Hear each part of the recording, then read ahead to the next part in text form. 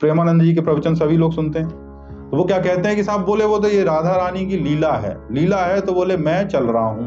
वो कह रहे हैं कि मैं अपने काम की एक्टिंग कर रहा हूं, तुम अपने काम की एक्टिंग करो, लेकिन हृदय कहां लगाए रखो?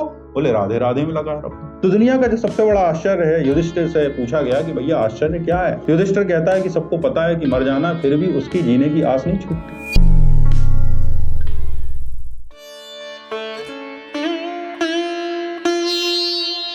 हरे कृष्णा।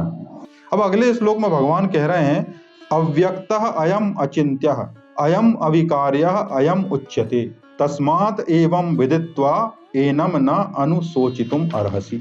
मतलब कोई भी एक महापुरुष इस आत्मा को आश्चर्य की भांति देखता है और वैसे ही दूसरा कोई महापुरुष इस आश्चर्य की भांति वर्णन करता है, और कोई दूसरा अधिकारी इसे आश्चर्य की भांति सुनता है, और कोई तो सुनकर भी इसको नहीं जानते। अब प्रेमानंद जी के प्रवचन सभी लोग सुनते हैं, तो वो क्या कहते हैं कि साहब बोले वो तो ये राधा रानी की लीला है, लीला है तो बोले मैं चल रहा हूं, और मैं जो है उनसे, वो मुझसे जो करा रही है वो मैं कर रहा हूं, वो मुझसे वो करा रही कि मैं आप लोगों का मार्गदर्शन करूं, और तो मैं कर रहा हूं, ये लीला है। बोले मुझे अपने काम की एक्टिंग करनी है, तुम अपने काम की एक्टिंग करो। वो ये थोड़ी कह रहे हैं कि ये काम सत्य है, वो कह रहे हैं कि मैं अपने काम की एक्टिंग कर रहा हूं, तुम अपने काम की एक्टिंग करो, लेकिन हृदय कहां लगाए रखो?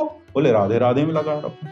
मन कहां लगाए रखो? भगवान में लगाए रखो। तो ये टेक्निक प्रेमानंद जी रोज बोलते हैं, और लोग इसको समझते भी होंगे, मैं नहीं कह रहा, लोग इसको हो सकता ना भी समझते हो। टेक्निक क्या है कि निरंतर जो है कर्तव्य में अपनी इंद्रियों को या मन को, शरीर को लगाए रखो, हृदय को भगवान में लगाए रखो। ऐसा करके बोले तुम परम तत्व को जान जाओगे।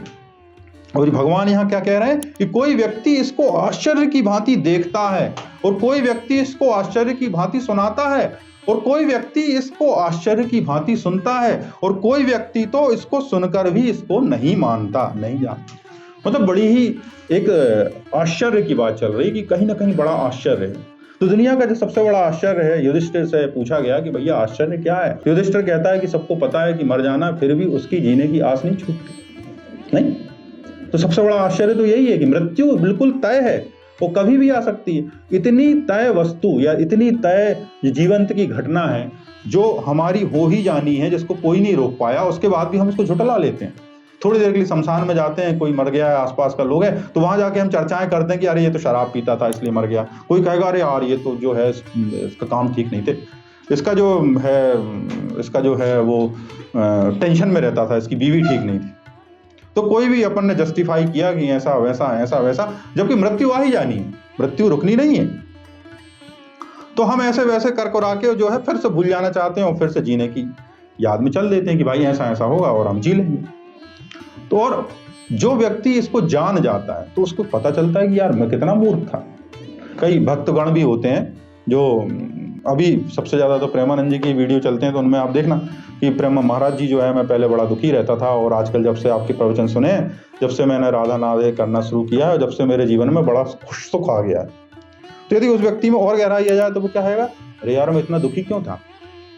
दुख होने का तो कोई कारण ही नहीं था, मुझे इतना दुखी होना ही नहीं था, और ये चीज मुझे पहले क्यों नहीं मिल गई? पहले मुझे मिल जाती तो मैं इतना दुखी नहीं होता।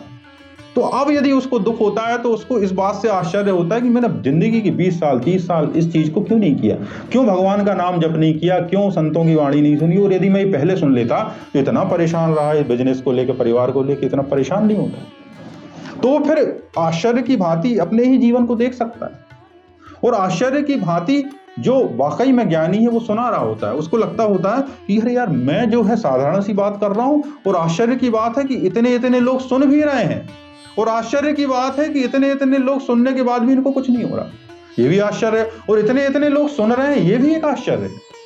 भाई ये बहुत बड़ा आश्चर्य है कि लाखों लोग किसी व्यक्ति को सुन रहे हैं। क्यों? आपके घरवाली आपकी नहीं सुनते, आपकी पत्नी आपकी नहीं सुनती, आपके बच्चे आपके नहीं सुनते, और ऐसे घोर कलिकाल में लाखों करोड़ों लोग किसी को सुन रहे हैं, तो ये घोर आश्चर्य है। और लाखों करोड़ों लोग सुन रहे हैं, उसके बाद भी सत्य को नहीं जानते, ये और बड़ा आश्चर्य है। चारों तरफ आश्चर्य है, इसलिए कृष्ण चारों तरफ कह रहे हैं कि कोई एक महापुरुष इस आत्मा को आश्चर्य की भांति देखता है। मतलब महापुरुष कह रहे हैं उस व्यक्ति को कि इस आत्मा को यदि आप जान गए कि कैसे भूख लग रही है, कैसे प्यास लग रही है, कैसे जीवन हो रहा है, कैसे स्मृति हो रही है, कैसे विस्मृति हो रही है, कैसे नींद आ रही है, कैसे हम जाग रहे हैं, कैसे भोजन कर रहे हैं, ये सब जब हम जाग के देखते हैं तो इन क्रियाओं को देखकर बड़ा आनंद आता है। जैसे हम जाकर टीवी में देखते हैं तो बड़ा आनंद आता है, क्योंकि हम फिल्म को देख रहे होते हैं, एक घटनाओं को देख रहे होते हैं, तो हमें बड़ा आनंद का महसूस हो रहा होता है। लेकिन जब हम भगवान को जानते हैं और इंद्रियों को देखने लगते हैं, तो हम अपने आप को देखते हुए भी आनंदित होने लगते हैं, क्योंकि ये जो घटनाएं हैं, जो क्रियाएं हैं, हमारे भीतर ही घटने लगी।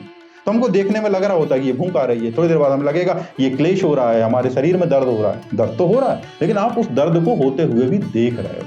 और फिर वो आश्चर्य की भांति उसको कभी सुना दे, जैसे अष्टावक्र ऋषि सुना दे, आश्चर्य की भांति सुना रहे हैं कि ये शरीर नहीं है, ये मन नहीं है, ये इंद्रियां नहीं है, ये आत्मा नहीं है, और ये इसके पार जो तत्व है बोले वो आत्मा नहीं।